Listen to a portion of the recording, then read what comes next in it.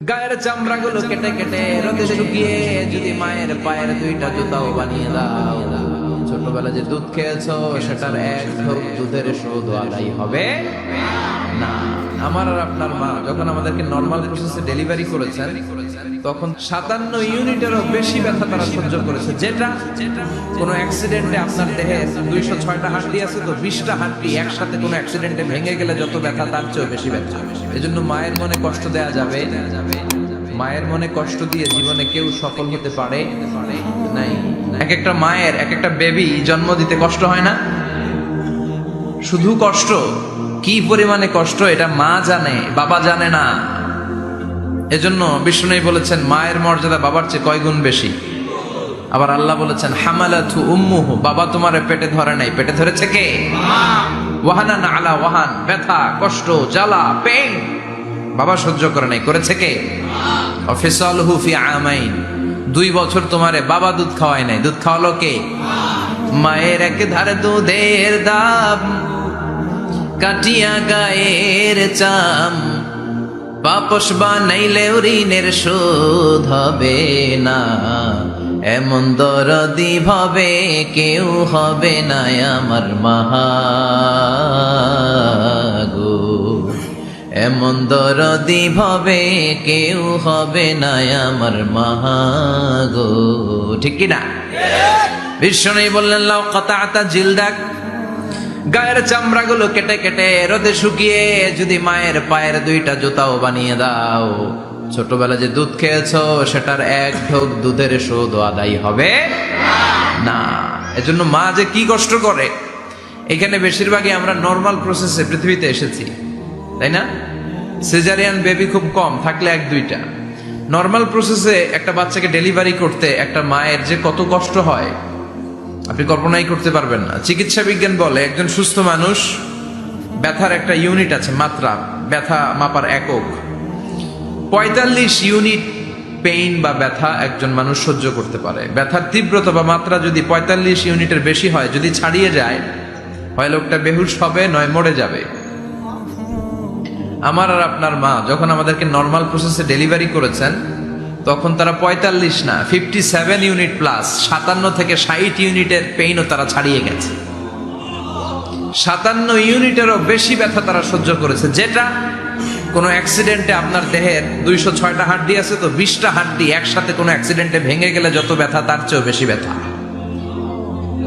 এজন্য মায়ের মনে কষ্ট দেয়া যাবে, মায়ের মনে কষ্ট দিয়ে জীবনে কেউ সফল হতে পারে নাই। সাইয়েদনা মূসা আলাইহিস সালাম আল্লাহর একবার জিজ্ঞেস করলেন, আল্লাহ মাইয়াকুনু জালিসি ইয়াউমাল কিয়ামা, আল্লাহ আমার সাথে কিয়ামতের দিন জান্নাতে সাথী কে হবে? আল্লাহ বললেন জালিসুকা ফিল জান্নাতি জাজ্জার, তোমার সাথী হবে কিয়ামতের দিন বিচার শেষে জান্নাতে যখন ঢুকবা তোমার সাথী হবে একজন কসাই। কসাই চিনেন? কি করে? গোশত কাটে। সাইয়েদনা মূসা আলাইহিস সালাম অবাক হলেন, ঘটনা কি? কসাই? আমি হইলাম নবী আর আমার সাথে জান্নাতে থাকবে? হাউ কাম ইটস পসিবল, এটা কিভাবে সম্ভব? আল্লাহ বললেন নিজেই দেখে আসো এটা কেমন কসাই।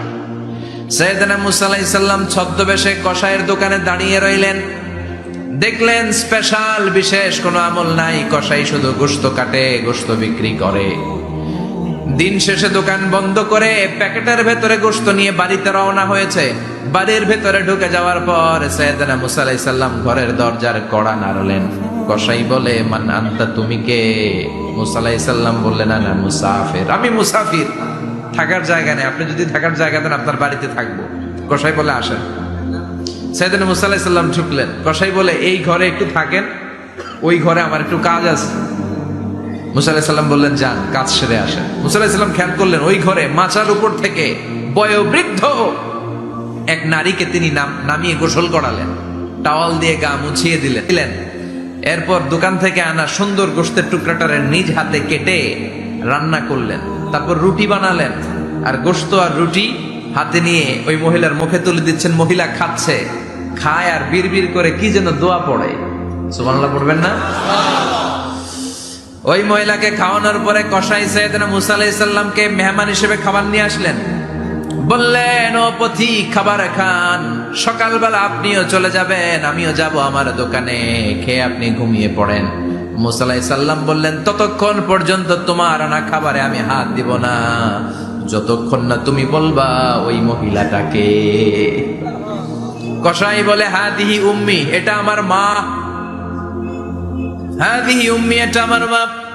এই দুনিয়া এই মা ছাড়া আমার কেউ নাই, আমিও ছাড়া আমার মায়ের কেউ নাই।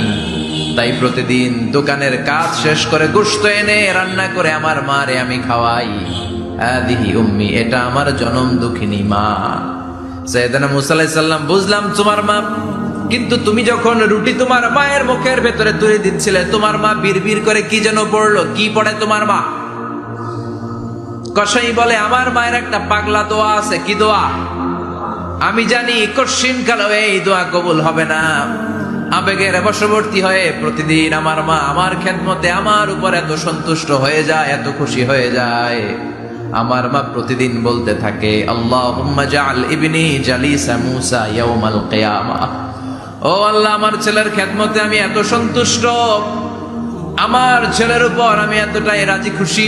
শুনেছি এই জামানার সবচাইতে বড় পয়গম্বর, বনি ইসরাইলের সবচাইতে বড় নবী, ওই নবীর নাম নাকি মূসা।